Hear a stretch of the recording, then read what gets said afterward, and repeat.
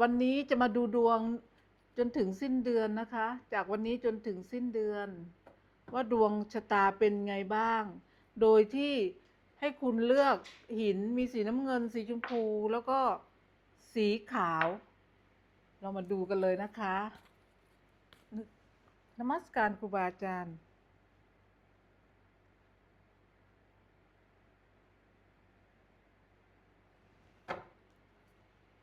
จะเปิดดวงสีน้ำเงินก่อนนะคะ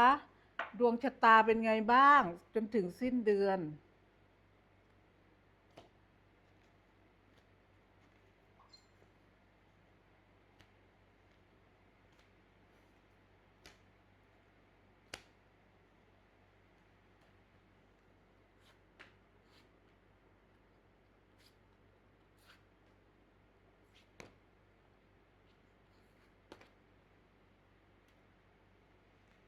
สีน้ำเงินถ้าเลือกสีน้ำเงินนะคะ ตอนนี้ดวงชะตาไพ่ใบแรกก็คือเกี่ยวกับเรื่องความรัก เหมือนกับว่าเรื่องความรัก คุณจะมีความรู้สึก เหมือนกับไม่ค่อยแฮปปี้เรื่องความรัก เหมือนจะเลิก แต่ก็ไม่ได้เลิกนะคะ แต่เหมือนจะเลิกแต่ก็ไม่เหมือนไม่ตัดสินใจไม่เลิกอะไรประมาณนั้น แล้วก็เรื่องงานคุณจะได้ติดต่อกับลูกค้าเก่ากลับมา หรือมีมีงานเก่าให้ทำค่ะ หรือมีบริษัทเก่าหรือบริษัทเก่าอยากให้คุณกลับไปทำงาน มีคนติดต่อมาหรือเพื่อนเก่า แล้วเรื่องงานจะมีการประชุม รายงานการประชุมคุณจะหงุดหงิดเกี่ยวกับการประชุมการติดต่อสื่อสารหรือการประชุม แต่ว่า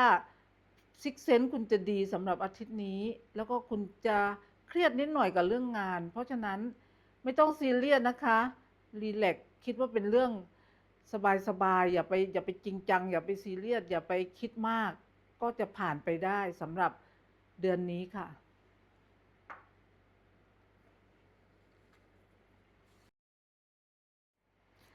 ทีนี้เรามาดูสำหรับคนที่เลือกสีชมพูนะคะว่าดวงชะตาจนถึงสิ้นเดือนเนี่ยดวงเป็นไงบ้างตั้งแต่วันนี้นะคะ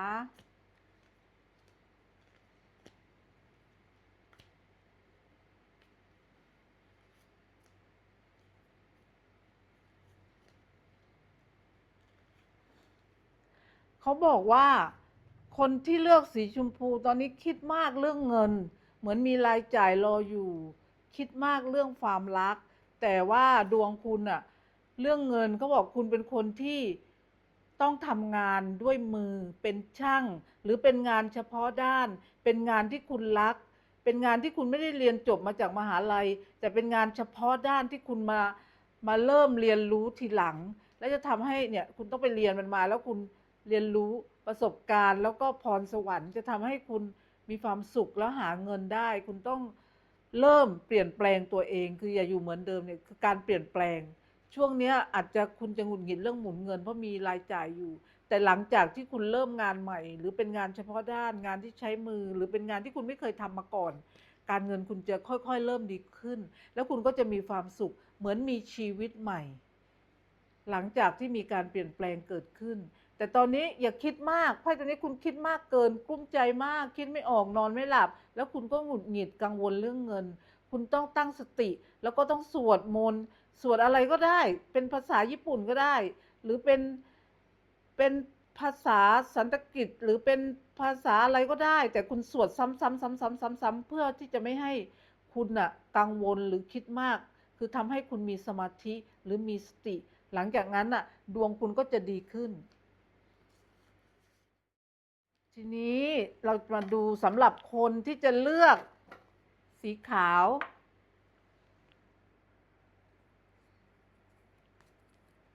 สีขาวเลือกสีขาวดวงชะตาคุณจะเป็นไงบ้าง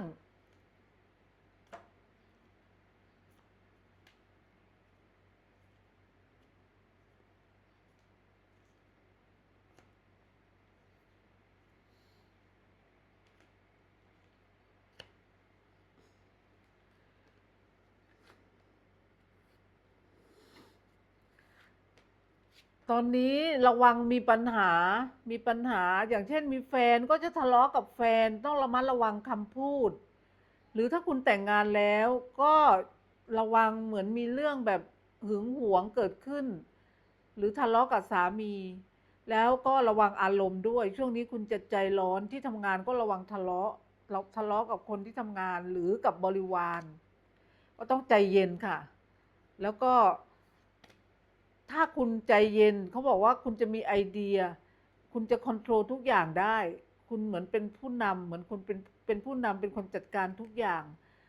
คุณจะช่วยเหลือทีมหรือช่วยเหลือคนที่ร่วมงานให้ประสบความสำเร็จแต่คุณต้องเป็นผู้นำแต่ตอนนี้คุณต้องระมัดระวังอารมณ์เพราะว่าอารมณ์ของคุณเหมือนซีเรียสเครียดไม่เพอร์เฟกต์แล้วอาจจะมีความกดดันจากที่ทำงานหรือกับครอบครัวคนรักด้วยเพราะฉะนั้นต้องระมัดระวังเลยนะคะแล้วมันขึ้นมาว่าแต่ถ้าคุณมีธุรกิจของตัวเองคุณจะต้องทำด้วยตัวเอง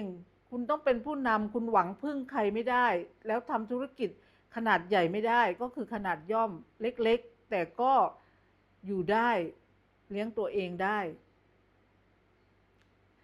ถามว่าถ้าจะให้ดีคุณควรทำอะไรในนี้มันขึ้นมาว่าคุณต้องทำบุญกับสัตว์อย่างเช่นให้อาหารปลาหรือไม่ก็ทำบุญกับโรงพยาบาลหรือไม่คุณก็ทำบุญช่วยเหลือ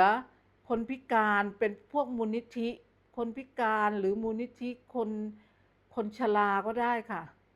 แล้วจะทำให้คุณมีพลังมี power ชัยชนะเกี่ยวกับเรื่องงานก็จะตามมาโอเคนะคะ